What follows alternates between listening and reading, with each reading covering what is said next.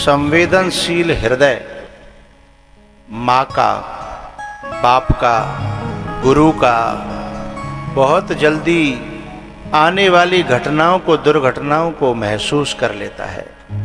हाँ? संवेदनशील हृदय। आज जब भगवान आए तो ब्रज की गोपियों को कुछ अच्छा नहीं लग रहा था। उन्होंने ग्वाल वालों से पूछा, आज कोई बात है क्या? आज लाला मुस्कुराया नहीं है।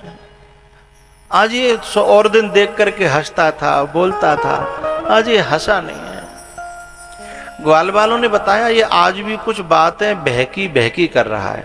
बोले कैसी कर रहा है? बोले कह रहा था कि हमारा तुम्हारा कभी वियोग हो गया तो। इस बात को गोपियां समझ गईं। उन गोपियों ने तुरंत जो है चारों तरफ से पता लगाया तो पता लग गया कि अक्रूर लेने के लिए आया है। और ये बात कुछ दिन पहले एक ज्योतिषी ने बताई थी कि एक समय आएगा वृंदावन हमेशा हमेशा के लिए कन्हैया छोड़ करके चला जाएगा। इस बात से गोपियां पहले से ही इस बात को जानती थी। और वे गोपियां और ग्वाल बाल सब शाम को ही, रात में ही नंद बाबा के द्वार पे आ गए, यशोदा के द्वार पे आ गए। और ग्वाल बालों से कहने लगी गोपियां कि अपने सखा के पास जाओ और हमारी प्रार्थना लेके जाओ कि वो हमें छोड़ करके न जाए। वो जैसे राखेगा तैसे रहेंगी हम। वो हंसाएगा तो हंसेंगी, रुलाएगा तो रोएंगी, पर वो हमें छोड़ के ना जाए। और हमसे कोई गलती बन गई होए तो क्षमा करे, लेकिन ऐसा निर्णय न ले, क्योंकि हमारे प्राण बस गए हैं अब उसमें। ग्वाल बाल सब गए भगवान के कमरे में और ग्वाल बालों से लिपट करके भगवान रो पड़े। क्योंकि जुबान पे ताला लगा सकते हो, आंखों पे ताला नहीं लगता है। जिब्या पे ताला लगा सकते हो, आंखों पे ताला नहीं लगता, अश्रुओं पे ताला नहीं लगता। भगवान रो पड़े। ग्वाल वालों को समझा रहे थे।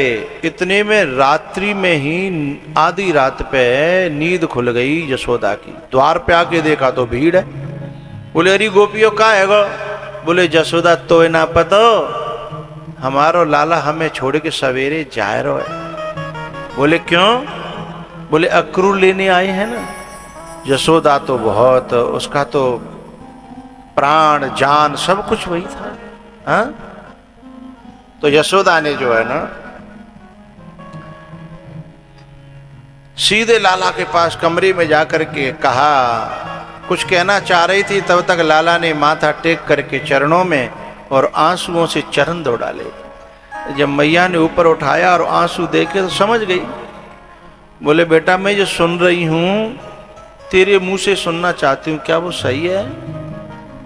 तब फिर भगवान कहते हैं, माँ एक दिन सबको बिछड़ना पड़ता है, चाहे पति पत्नी हो, माँ बेटा हो, बाप बेटा हो। अब तक खेलवे कूदवे की मेरी लीला करवे को समय पूरा है गो। अब मुझे कर्तव्य के मार्ग पे जाना है। अब मुझे तेरे आशीर्वाद की जरूरत है। माँ का कलेजा फटने लगा, क्योंकि ऐसे ज्ञान भरे शब्द लाला के मुंह से मैया ने कभी सुने ही नहीं थे। तुरंत मैया को उस ज्योतिषी की बात याद आ गई। बोली लाला मैं तुझे रोकूंगी नहीं, क्योंकि मेरे प्रारब्ध में पहले से ही लिखा है। जब तू छोटा था पंडित जी ने कुंडली बनाई थी, उसमें लिखा था कि यशोदा तेरो लाला बहुत बड़ा राजा बनेगा, पर राजा बनवे ते कछु दिना पहले ये हमेशा हमेशा के लिए तुझे छोड़ के चला जाएगा। मुझे लगता है बेटा वो दिन आ गए, और वो दिन आ गए और तू मुझे छोड़ के जाएगा, क्योंकि कर्म के लिखे को मैं भी नहीं मिटा सकती। लेकिन मेरी एक प्रार्थना है, जब तू राजा बनेगा, तेरे दास और दासी होंगे, नौकर चाकर होंगे, तो यूं बता तेरे महलन में मोकू और अपने नंद बाबा को कब नौकरी पर राख लियो। हम तेरी चाकरी करते रहेंगे, गोबर पानी करते रहेंगे गौशाला को, तो हमारा जीवन कट जागो, बुढ़ापो कट जागो। नहीं तो अब तेरे बिना यदि हम यहाँ रह गए तो तू बता कितने दिन जी पाएंगे हम लोग, हमारा बुढ़ापा कितने दिन चलेगा। जब ऐसा कहा तो मैया से भगवान बोले, मैया मैं कितनों बड़ो राजा महाराजा है जाऊं, लेकिन मैं तेरा लाला हूं और तेरा ही लाला रहूंगा। मैं तेरा बेटा हूं और तेरा ही बेटा रहूंगा। मैं उन लोगों में से नहीं हूं कि छोटा सा पद पाया है तो अहंकार की ऊंचाई बढ़ जाई मेरी, ऐसा नहीं है। हाँ? तो भैया मैया ने जो है भगवान से एक ही प्रार्थना करी और भगवान बोले, मैया अब सो जा, आधी रात है, अभी आधी रात है। जब आधी रात पे अब कहीं मैया को नींद आती है? जिसका बेटा निकल के जा रहा हो, जिसके हाथों से, जिसका कलेजे का टुकड़ा, हाँ? अरे ये तो परमात्मा है, ये तो प्रेम का अवतार है। जब किसी की बेटी की विदाई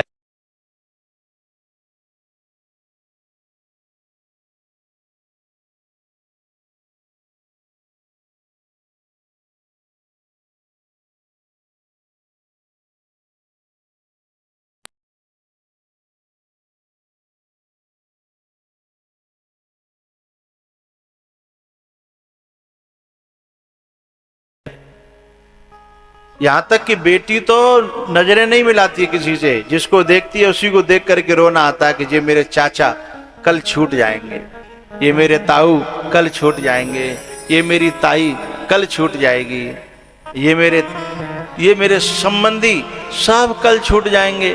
देख देख करके रोना आता है ना। समझ लो ऐसे ही ठाकुर जी जिसको देखते हैं देख करके रोना आता है कि कल ये छूट जाएगा, कल ये छूट जाएगा, कल ये छूट जाएगा। भैया पूरी रात बीत गई, मां की रोते रोते रोते रोते कलेजे का टुकड़ा जा रहा था। जब सुबह हुआ भगवान को जगाया, नहलाया धुलाया मैया ने, तैयार तो कर रही है पर और दिन की तरह खुशी नहीं है।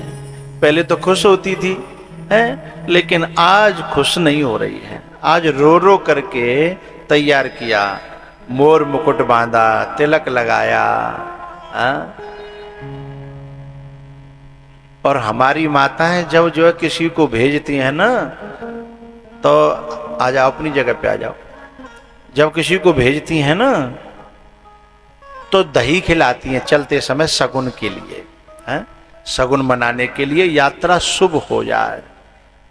जब दही खिलाती हैं तो मैया ने दही और माखन खिलाया और माखन को देख करके भगवान रो पड़े, क्योंकि वो ये माखन ब्रज का और उसके साथ जुड़ी हुई लीलाएं सब याद आने लगी।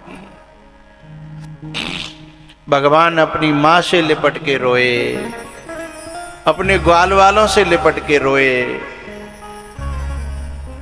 एक तरफ नंद बाबा, क्योंकि पुरुष अपने आंसुओं को छुपाता है, तो नंद बाबा छुपाने की, देखना कभी भी बेटी की विदाई हो रही होगी ना तो बाप इधर उधर घूमता रहेगा, सबसे जी चुराएगा, सबसे आंखें चुराएगा। लेकिन एक स्थिति ऐसी आती है कि उस स्थिति का सामना तो हर बाप को करना ही पड़ता है, उससे छुप के कहां जाएगा।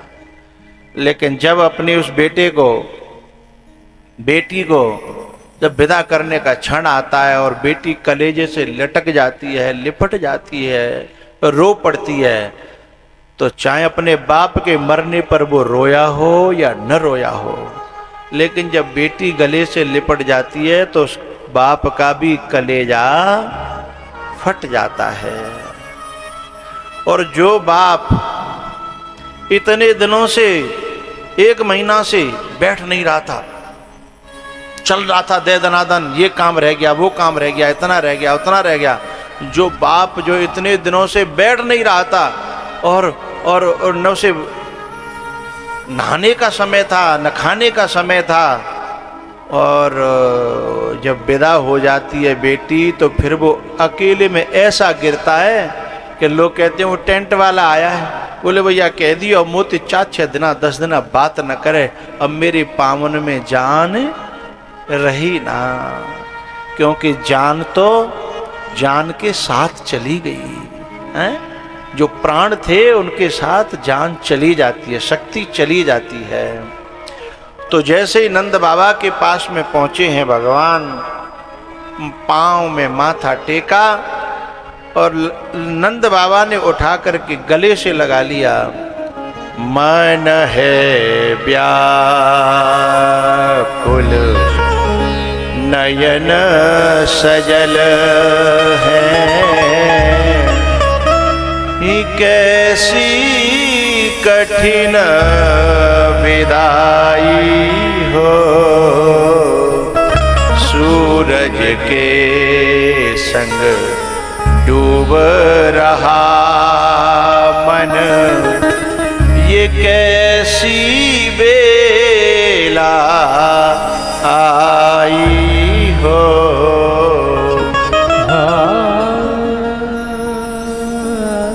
जिसके प्रेम में सब कुछ भूला, थी वह वस्तु पराई हो।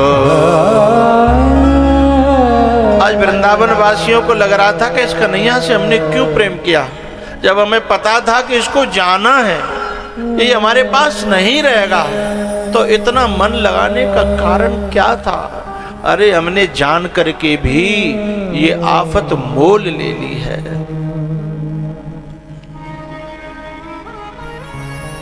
नंद बाबा भगवान से कहते हैं, बेटा हम तो पिता हैं ना, माता और पिता की तो एक ही दुआ रहती है कि संतान जहां रहे बस खुश रहे। यदि वो डांटता भी है तो इसीलिए कि कोई दूसरा न डांटे, वो देख नहीं पाएगा, वो सुन नहीं पाएगा, इसलिए खुद डांटता है। कोई दूसरा बुरा न कहे, इसलिए वो खुद इतना बुरा भला कह लेता है। तो मैं बाप हूं तेरा, कभी डांटा भी होगा, फटकारा भी होगा, उन बातों को चित्त पे न रखना। और बेटा तेरी मैया ने एक प्रार्थना करी है ना कि अपने महलन में कोई नौकरी खाली होए, झाड़ू लगावे की, गोबर डालवे की, सानी देवे की, तो हम कर लेंगे। भगवान ने बाबा के मुख पे हाथ रखिया, बाबा जब मेरे नौकर चाकर होंगे तो तुम्हें नौकरी पे रखूंगा मैं ना। मैं तुम्हारा बेटा हूं, तुम्हारा बेटा था और तुम्हारा ही बेटा रहूंगा। भगवान उन लोगों में से नहीं थे। किन लोगों में से? आज यदि नेक छोटा सा अफसर बन जाए ना, एक अफसर बन गो बालक, और वो जो है माँ और बाप बड़े बूढ़े गांव न को हाल में रहवे को तरीका अलग होता है ना, फटे टूटे, और बे बूट सूट में रहते हैं। तो जब वे जो है कछु बना के ले गए अपने बेटा का, तो चौकीदार बोला कौन आप? बोले साहब से कहना उसके गांव से आए हैं। उन्होंने ये भी नहीं कहा कि हम उनके माँ बाप हैं, साहब से कहना उसके गांव से आए। साहब ने अंदर बुला लिया। साहब को पता नहीं था कि माता ही पिता है।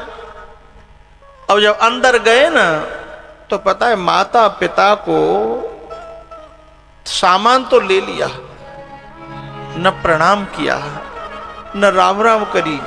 मां ने जबरदस्ती भले ही दुआ दे दी होए। जब ऑफिस के और लोगों ने पूछा ना, जब वो बाहर निकले गेट से निकल ही पाए थे, और लोगों ने पूछा सर ये कौन थे? तो क्या कहता है, ये मेरे गांव में जो घर है उसकी रखवाली करते हैं, ये मेरे नौकर हैं। आज का कुसंस्कारी बेटा नेक बड़ी गद्दी पे बैठ जाए तो माँ बाप को नौकर कहता है। उन्हें बाप को बाप कहने में शर्म आती है, माँ को माँ कहने में शर्म आती है। लेकिन भगवान ने कहा माँ मैं कितनों बड़ा राजा है जाऊं, लेकिन मेरा माँ तो माँ के चरणों में हमेशा झुका है और हमेशा झुकेगा। मेरे बाबा के चरणों में मेरा सर झुका है और हमेशा झुकेगा। भैया रथ जो है थोड़ा सा भगवान बैठे हैं, आगे बढ़ा है, गोपियां लेटी हुई थी, उनको समझाया। इधर मां बेहोश हो गई, क्योंकि मां ममता की मूर्ति होती है। बाप तो फिर भी सहन कर जाता है, लेकिन मां अपने कलेजे के टुकड़े की विदाई सहन नहीं कर पाती। पता है मां बेहोश हो गई। भगवान ने फिर आकर के मैया को धीरज बनाया और कहा मां मैं अभी नहीं गया, अभी देख तेरे पास में हूं। मैया ने जब आंखें खोली तो हाथ जोड़ करके एक बात कही, बोले बेटा मैं तुझे रोकना नहीं चाहती, मेरा तो आशीर्वाद है, दुआ है कि तू जहां रहे सुखी रहे जा, पर मेरी एक और प्रार्थना है। बोले कहा कि मेरे हृदय में एक पीड़ा है, परेशानी है, दुख है, दुखता है मेरा दिल। एक बात को सोच सोच करके भाई तू खत्म करके जा। बोले क्या पीड़ा है? बोले मैंने एक दिना तू नेक से नुकसान पे पूरे दिना उखलते बांध के राख्यो और मैंने भूखो राख्यो। उस दिन की जब याद आ जाती है ना तो मुझे कलेजे में बड़ी पीड़ा होती है। ये माँ का कलेजा होता है ना भैया। पहले तो बच्चे को मारना नहीं चाहती, और यदि कऊ कारण से ज्यादा गुस्सा आ जाए और भाई एक आध थप्पड़ देनो पड़े तो बच्चा तो थोड़ी देर बाद खेलने लगता है, लेकिन वो थप्पड़े दे के पूरे दिन रोती है। 4 जगह कहती है कि आज मैंने इसे मारा है, आज मैंने देखो इसकी पीठ पे उछरी है, मैंने जो लौत मैंने जो लकड़ी मारी वो उछल रही है, देखो 4 को दिखाएगी। मां कहती है कि उस दिन की जब याद आती है ना तो तू यूं कह जा कि मां मैंने क्षमा कर दी, तो मेरे कलेजे को ठंडक रहेगी। भगवान ने कहा मां सही सही बताऊं? बोले हाँ, कि जितनो बंधवे में तेरे आंगन में मुझे सुख मिलो, मुझे जो आनंद मिलो, तेरे प्रेम की डोरी में बंधवे में मुझे जो आनंद मिलो, वो आनंद तो मुझे बैकुंठों में नहीं मिलो। मां उस बात को कभी याद मत करना, वो तो मेरे लिए बहुत सुख का दिन था, बहुत खुशी का दिन था, और तेरे प्यार को मैं समझता हूं। जो माँ बाप के डंडे में भी छुपे हुए प्यार को समझ लेगा वही सच्चा सपूत है, वही औलाद है। नहीं तो लोग जो है उसकी अलग परिभाषा कर लेते हैं। एक बालक था, वो कहता है, मैंने कहा था उससे कि ये सूचना जो है अपनी माँ तक पहुंचा देना, तो मोते बोले गुरुजी मेरी 3 महीना से बोला चाली नहीं है मम्मी से। कितनी बुरी बात है, जिस माँ ने जन्म दिया, पाला, बड़ा किया, जो अभी भी उसके लिए व्रत रखती है, और वो कपूत कह रहा है कि मेरा माँ से 3 महीने से बोला चाला नहीं है।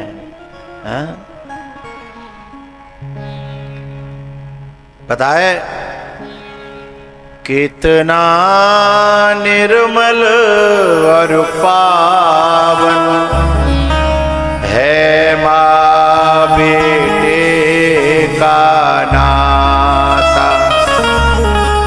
9 मास गर्भ में धरती उस माँ को शीश झुकाता। बेटा कोई माँ से रूठे तो माँ 100 बार मनाए। यदि माँ बेटे से रूठे उसे कौन मनाए। माँ ने कितनी बार मनाया होगा, लेकिन जब ये लायक हो जाते हैं ना तो माँ तो मनी मनाई खड़ी रहती है, पर ये बोला चाली बंद कर देते हैं। यदि माँ बेटे से रूठे उसे कौन मनाए। संसार के जितने रिश्ते होते हैं ना भैया, उनमें स्वार्थ होता है, लेकिन माँ जो होती है वो स्वार्थ से बहुत ऊंची उठी हुई होती है। जब कोई बेटा परदेश में हो और उसका घर पे फोन आए, सबको पूछे, बेटा को पूछे क्या लाऊं बेटा, बोले पापा ये ले आना। बहन को पूछे क्या लाऊं, ये ले आना। बच्ची को पूछे ये ले आना। लेकिन जब फोन माँ के कान पर जाता और वो पूछता है माँ से कि मैं परसों आ रहा हूं, तेरे लिए क्या लाऊं, माँ कहती है मुझे कुछ नहीं चाहिए, मुझे तो तू चाहिए।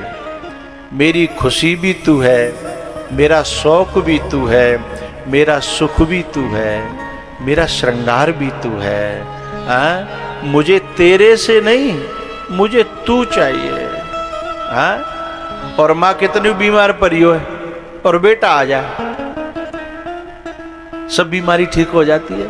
घर वाले कहते भी हैं बाद नाते खाट में पड़ी थी, अब कौन सी दवाई खा ली, अब तो तू हाल उठ गई। वो क्या जाने उसकी दवाई क्या है, वो क्या जाने उसकी औषधि क्या है। हाल ठीक हो जाएगी, डोलने लगेगी और कहेगी ला मैं बेटा के लिए ये बना दूं वो बना दूं। और बेटा जब आता है ना उतने दिन तक ठीक रहेगी, और जब वो फिर जाता है 15 दिन की छुट्टी काट करके, तो फिर वाकई ने टिफिन बनावेगी, लंच बनावेगी, ये धरेगी वो धरेगी, बात समझ आवेगी, खा लेना, भूल मत जाना, ये करना वो करना, चाहे वो कितना बड़ा अधिकारी होए, पूरे प्रदेश से चला रहे होए, लेकिन बात समझ आवेगी।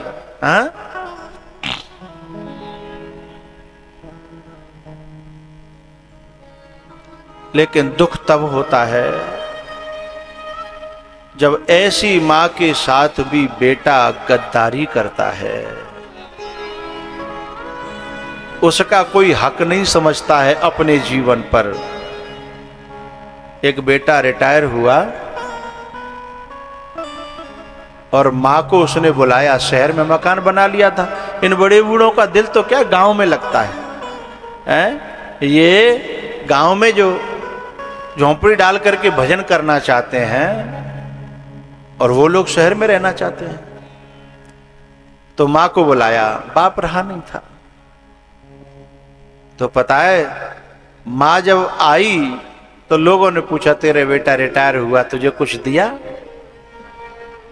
तो झूठ बोलती फिरी, हाँ दिया, लेकिन वह नालायक बाप ने हजारों रुपया हाथ पे नहीं धरे और कह यहां तक और कह दिया अरे मम्मी को क्या जरूरत है, मम्मी को पैसा की क्या जरूरत है, सबरी जरूरत तेरी घरवाई यही है, क्योंकि मम्मी को न तो दवाई की जरूरत पड़ती है, न मम्मी को मंजन करना होता है, न मम्मी कपड़े पहनती है, मम्मी को तो कोई जरूरत ही नहीं है, क्योंकि सारी जरूरत तो तेरी घरवाई यही है ना। जो ये कहते हैं कपूत के मम्मी को क्या जरूरत है, उनकी जीभ में कीड़े पड़ते हैं एक दिन, क्योंकि वो एहसान फरामोश होते हैं। वो एहसान क्योंकि इस तुम्हारी नौकरी के लिए भी, तुम्हारे दुकानदारी के लिए भी, तुम्हारे जेब में बटुआ में पैसा आ जाए उसके लिए भी उसी ने मंदिरों के चक्कर लगाए हैं। मैंने कोई माँ ऐसी ना देखी जो अपने लिए खुद के लिए कोई व्रत करती हो, हैं?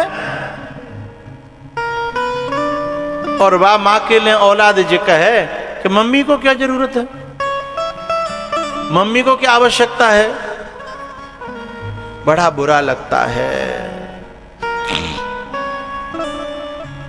इसलिए मेरा कहना है प्यारेओ, ये जो माँ है ना, ये एक बहुत बड़ा देवता है। ये जो दुआ देना उसे परमात्मा भी फेल नहीं कर सकता। ये बद्दुआ देती तो नहीं है, पर जब ज्यादा दिल दुख जाए ना तो वो बद्दुआ लग जाती है, उसे भी परमात्मा फिर फेल नहीं कर सकता। माँ का दिल ना दुखा